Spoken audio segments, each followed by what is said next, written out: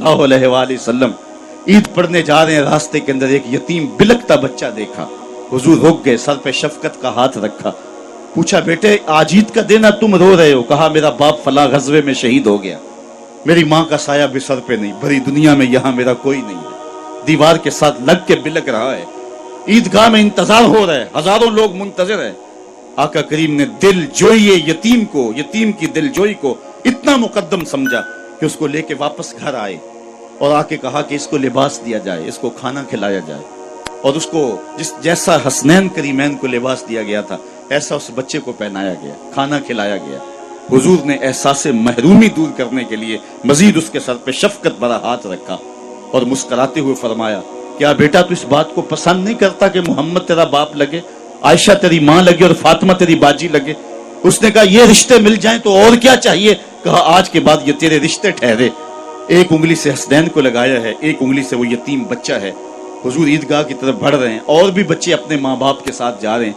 ये यतीम जुबान हाल से कहता है था तो यतीम, लेकिन यतीमी का मजा आ गया, मुस्तफा की उंगली थाम के जा रहा है। तो हुजूर अलैहिस्सलाम की सीरत जब नस्ल नौ के सामने रखें,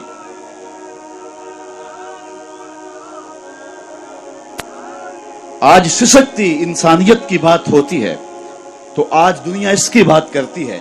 तो आइए अपने आका की सीरत को इस रूप के अंदर देखें और पढ़ें और उसकी खुशबू को फैलाएं और नस्ल नौ को बताएं कि आका करीम अलैहिस्सलातु वस्सलाम किस तरह दुखियों के दर्द बांटने वाले थे और लाचारों, यतीमों और मिस्कीनों के किस तरह काम आने वाले थे।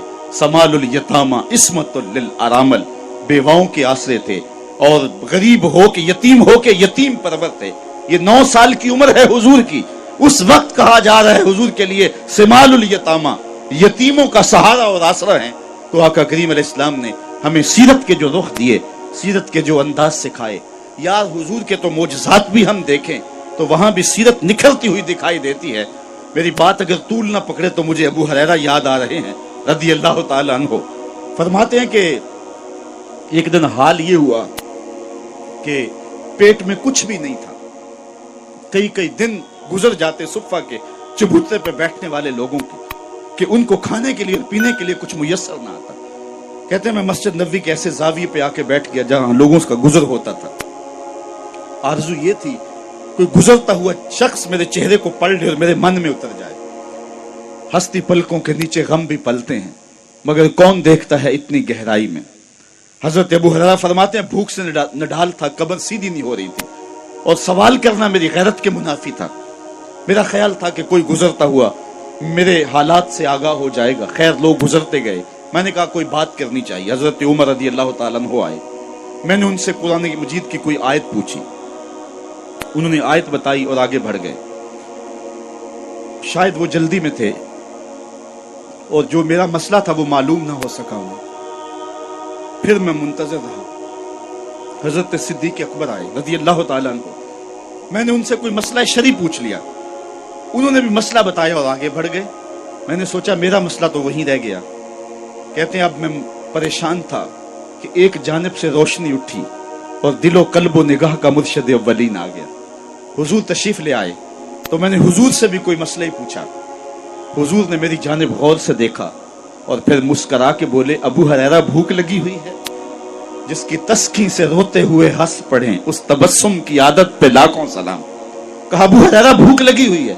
मैंने अर्ज की जी हुजूर भूख लगी है। फरमाया मेरे पीछे पीछे आ जाओ। फिर अगला वाक़या आपने उलमा से सुना है, दूध का एक प्याला था, घर वालों से पूछा, उन्होंने कहा ये दूध ही है। कहा अबू हुरैरा? मैंने कहा जी हुजूर। कहा जाओ सुफ़ा वालों को भी बुला लाओ। कहते हैं दूध का प्याला देख के तो खुशी हुई, लेकिन 70 लोग थे सुफ़ा के चबूतरे पे बैठे, मैं उनको बुला लाया तो हुजूर नबी रहमत सल्लल्लाहु अलैहि वसल्लम ने मेरे हाथ में प्याला दिया। कहा अबू हुरैरा दाएं से शुरू हो जाओ। मैं एक शख्स को प्याला दिया, दिल धड़क रहा है कि भूख की शिद्दत है, लेकिन जब उसने प्याला अपने मुंह से लगाया और दूध पिया तो मैंने देखा कि एक कतरा भी कम न हो। दिल को तसल्ली हो गई। दूसरे को, तीसरे को, 70 आदमी दूध पी गए लेकिन दूध कम नहीं हुआ। लगता है रब ने उस प्याले का ताल्लुक कौसर की नहर से जोड़ दिया था। हजरत अबू हुरैरा फरमाते 70 आदमी पी गए तो हुजूर ने मुझे फरमाया अबू हुरैरा कौन बाकी? मैंने अर्ज की हुजूर एक मैं बाकी, एक आप बाकी। फरमाया कि तुम भी पियो। कहते मैंने पिया और रज के पिया। हुजूर ने कहा और पियो। मैंने फिर पिया, सैराब होके पिया। हुजूर ने फरमाया फिर पियो, फरमाया फिर पियो। मैंने कहा मुझे कसम है उस रब की जिसने आपको हक के साथ मबूस किया है, मेरे में एक कतरे की गुंजाइश भी नहीं है। तो हुजूर ने मेरे हाथ से प्याला लेते हुए नोशे जां किया। अल्लाह अकबर, एक प्याला 72 के लिए काफी हो गया। यहाँ सीरत का बी पहलू हमारे सामने आता है। एक तो तरफ हुजूर के मोजज़े का पहलू है कि एक प्याला 72 को काफी हो गया, और सीरत का ये पहलू भी कभी ना भूलिए, दो जहां का सरदार है, 71 आदमियों का जूता पी रहा है। ये पहलू भी निगाहों में रहे और हुजूर की सीरत को मुआशरे में छिड़क दें और आका करीम अलैहिस्सलाम की जमाल सीरत की रोशनी कायनात के अंदर बांट दें और हुजूर अलैहिस्सलाम की मोहब्बत का चरागां करें।